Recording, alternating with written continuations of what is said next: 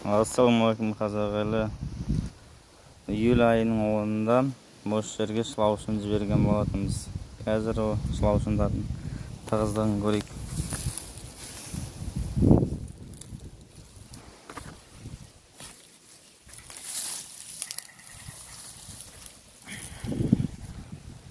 Мінекей, тығыздығы. Өзі ақындап берген айналдыра бастапты.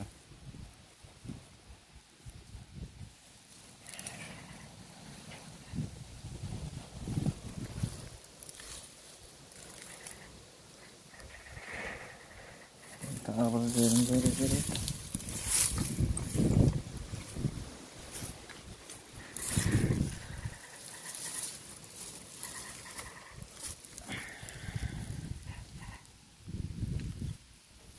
Мінекей, жауырлағады.